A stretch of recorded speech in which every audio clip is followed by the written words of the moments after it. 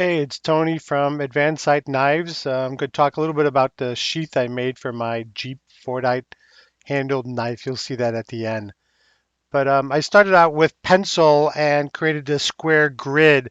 The pencil lines come off pretty easily at the end once the leather is dry again. So I did case it with water, let it dry slightly, and got this really nice punch from Sergey, I think from the Ukraine, makes some excellent stuff. I have a lot of his punches. But obviously, it takes a lot of very careful positioning of that punch on that grid.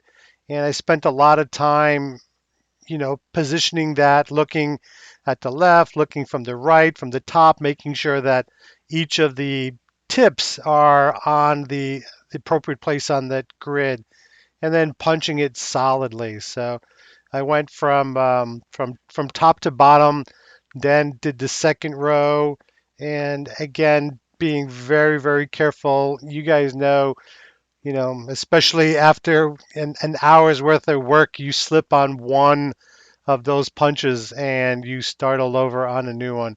So it looks pretty nice. I didn't go all the way to the edge. I decided to do something a little bit different and kind of leave the edge just unfinished like it is. I didn't go too far to the right because that's going to be covered by the belt loop anyway. So that's the extent of the punching that I did.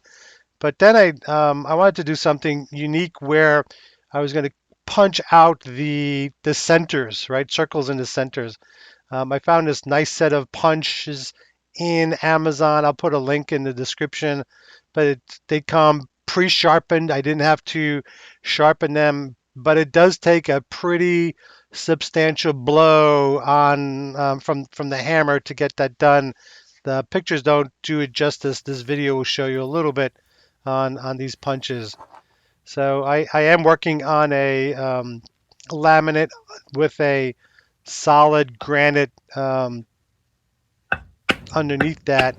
And you could see I'm taking some pretty good beatings on that leather piece in order to get that punch to go through.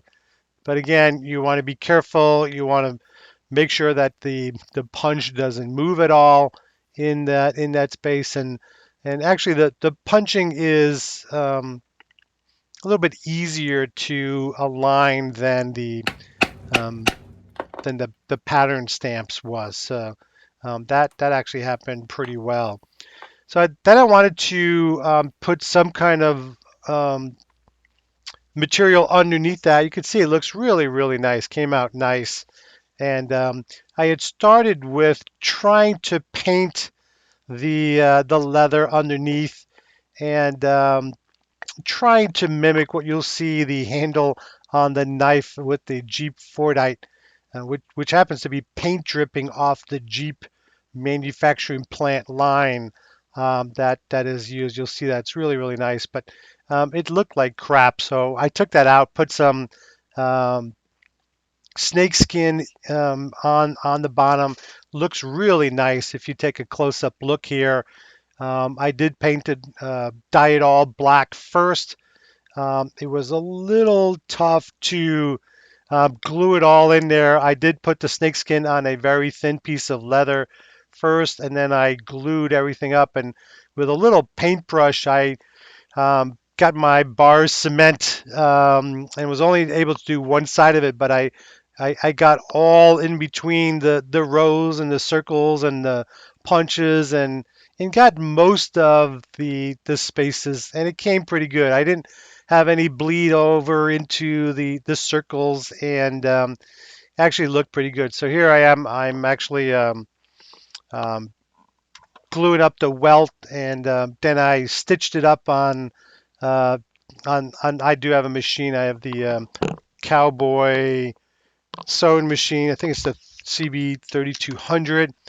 And again, I you didn't have to. I didn't do that border that I normally do on a lot of my sheaths. I think this came out looking really nice with that borderless. And you can see I'm gonna zero in a little bit on so you could see the punches. You could see the snakeskin inlay on that, and It did crack a teeny bit as I bent it over.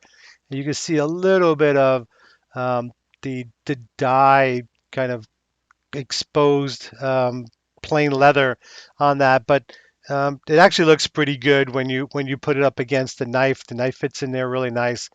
And again, the knife is a JT Hunter knife. It's a differentially hardened blade on this with a nice hamon. It's a 1095, and you can see that because the Fordite is layers of paint, when you start to shape it and contour it, it brings out all the different colors, which is all the different colors of the Jeep Wrangler line, and came out really nice. And I think it looks nice with that red because it does match a color in the handle itself. So if you like the video, like and subscribe.